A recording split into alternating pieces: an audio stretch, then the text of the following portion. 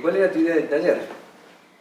Un poco me gustaría que pudiéramos unir estas dos partes de lo que tú haces con todo este despliegue de información que tienes, de formación, de conocimientos, de experiencias clínicas, para abordar el tema de la salud. Y bueno, desde mi parte de constelaciones, como aportar también un poco el trabajo. Esa es un poco la idea. Claro.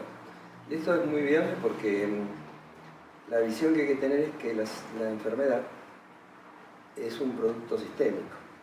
Es decir, la enfermedad no es un fenómeno solamente individual, sino que se descarga en alguien que o le deposita o asume, pero que en realidad la enfermedad es un producto no solamente familiar, sino es un producto colectivo del sistema social en el cual estamos insertos.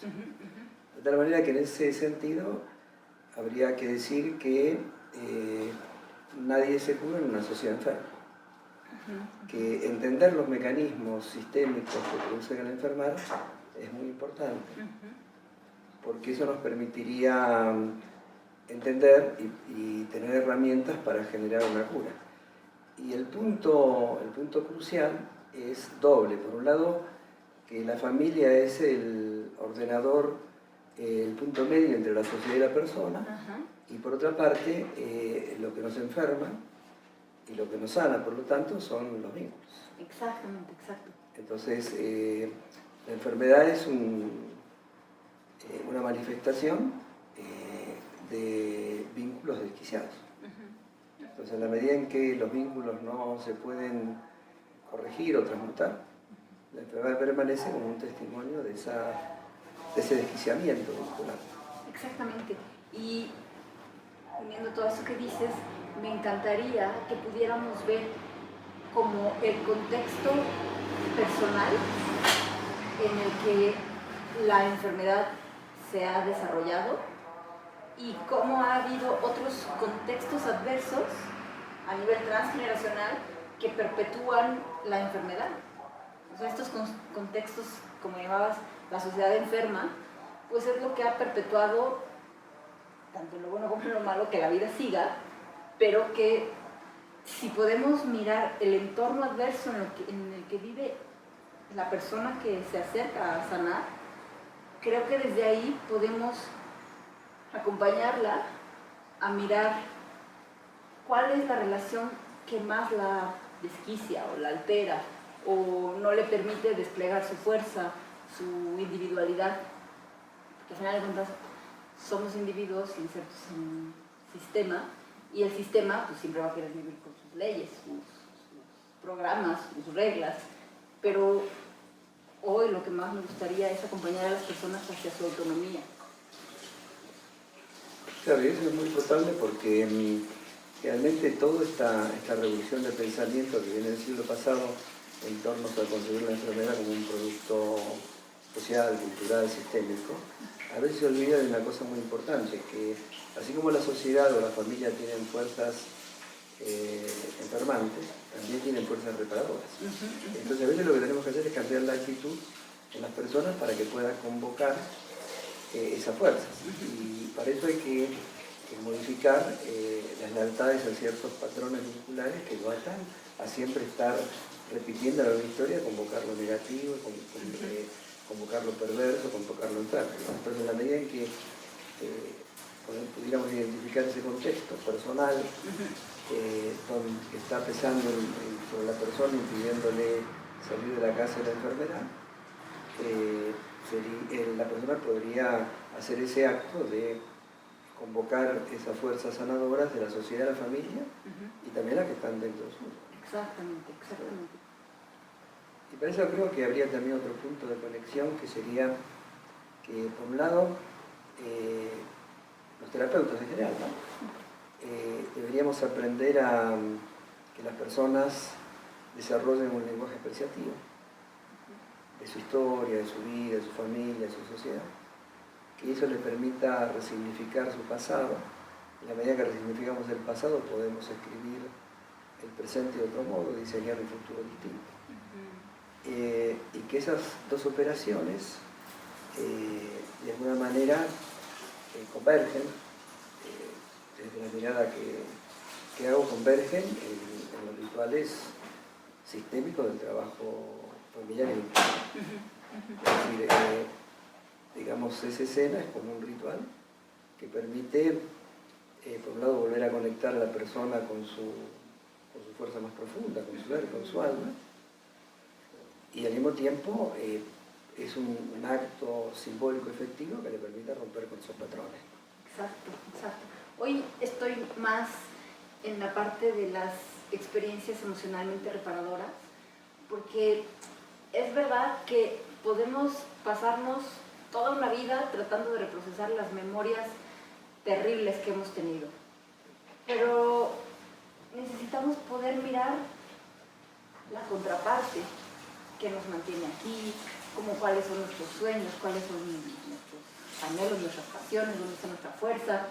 Y para eso, regresando un poco a lo que decías antes, necesitamos vínculos seguros, figuras de referencia que nos ayuden a saber que una vida saludable es posible. Oh, claro. A través de reparar, a través de sentirnos seguros. Sí, un efecto que tuvo una distorsión de la obra psicoanalítica de Freud fue hacer como del pasado un peso, una piedra inamovible que nos condena, ¿no? Jung, Jung dice que él de alguna manera lo toma de Freud, ¿no? Él dice que nosotros no solamente enfermamos por el pasado, sino que enfermamos por el futuro que no desplegamos. Es decir, él inclusive dice que la mayoría de nuestras neurosis no tienen que ver con el ayer, sino que tienen que ver con los talentos y las cuestiones que nosotros no desplegamos en nuestra vida, y que eso nos enferma, ¿no? Nos enferma no un trauma del ayer, sino un bloqueo del hoy, ¿no? Exacto. Y eso también sería un temita interesante que podríamos reflexionar, porque eso también me parece que cambia la perspectiva, en el sentido de que la gente de estar mirando el ayer, ¿no? Mire esto que vos llamás esta capacidad emocional reparadora, ¿no? La reparación siempre tiene una función propositiva, ¿no? Teleológica. Sí. Porque uno repara para desarrollar un presente y un mañana mejor.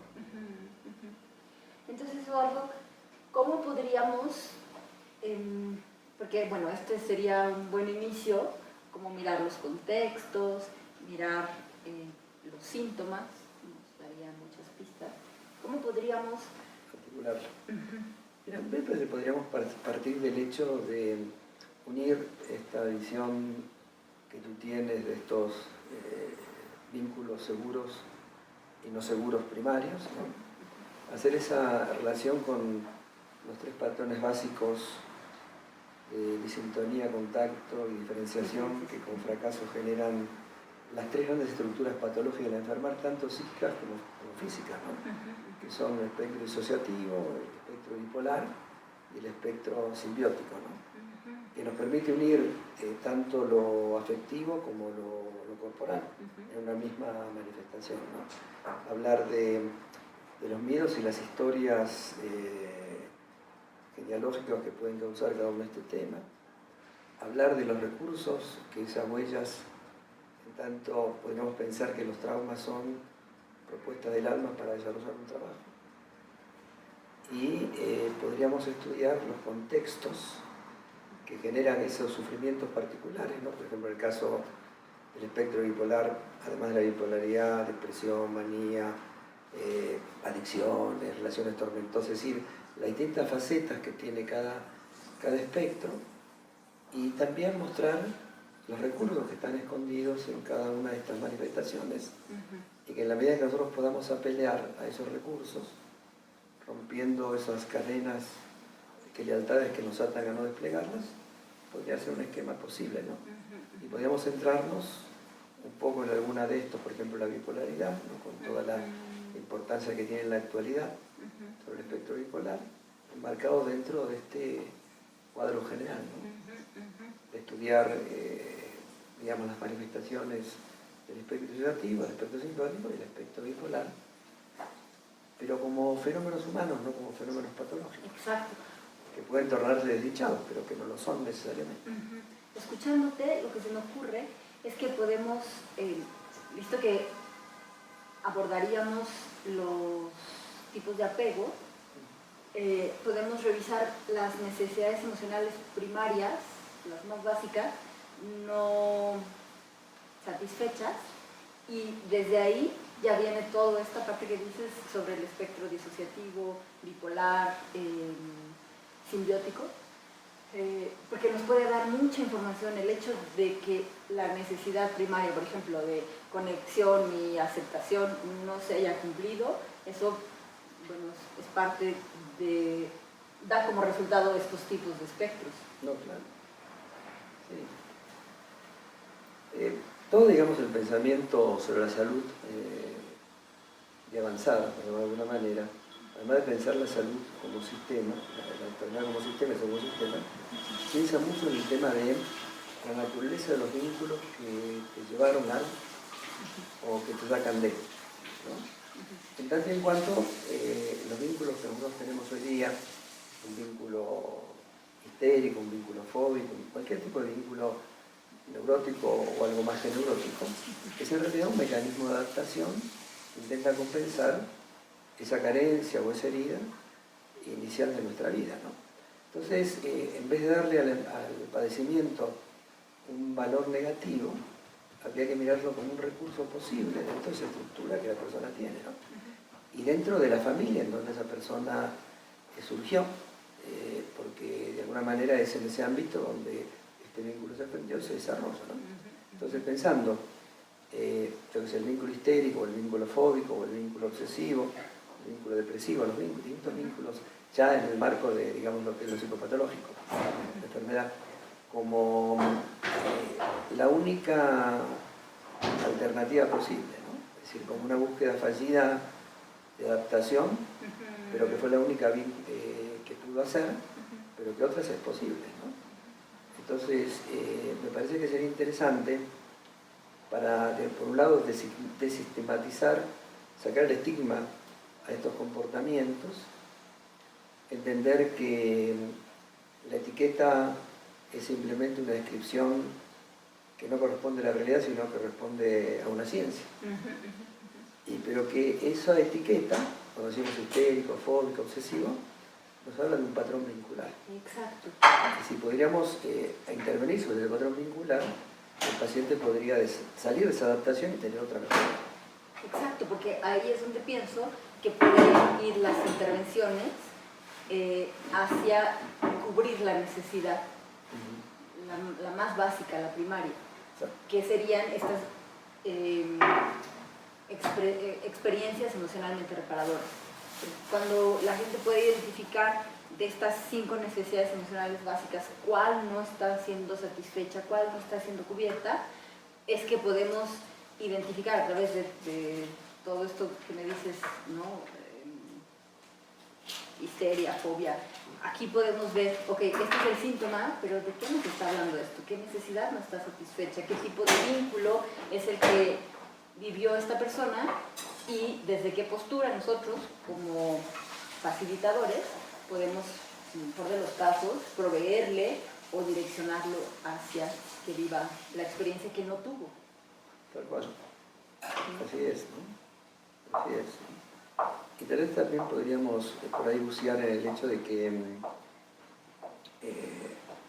cuando hablas de emociones reparadoras, podemos bucear en el hecho de que toda emoción de alguna manera, desde una perspectiva, ¿no? Es como una respuesta a algo que te es significativo. Es decir, si algo no te es significativo, pasa por alto el silencio en tu vida, pero no reacciona.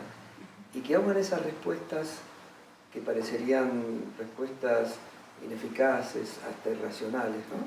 Parecerían, sin embargo, uno reacciona con fobia, con lo que sea, reacciona porque ese estímulo es significativo en tu vida, ¿no? Y ese estímulo significativo, entonces uno reacciona tratando de proteger o tratando de generar un espacio de protección hacia sí mismo y hacia aquello que uno tiene como tesoros, por decirlo de alguna manera, como valores en cuanto valía, ¿no? como recursos de la vida, ¿no? Y en ese sentido, y aunque esto puede ser como muy, muy aventurado, uno podría pensar que todas las respuestas emocionales, o en esas respuestas emocionales que aparentemente son adaptativas, están motivadas por el amor, en el sentido de que uno intenta proteger algo de la manera neurótica, porque es el patrón que tiene. Entonces nosotros podríamos reparar ese amor equivocado, de distintas carencias, ¿no? De protección, sostén, nutrición, lo que sea, ofreciéndole. Y eso es un fenómeno que Freud llamaba transferencia, ¿no? Pero la idea es como que nosotros tenemos que sostener y tener presencia en la transferencia, no eludir la participación transferencial, sino participar en la transferencia del paciente.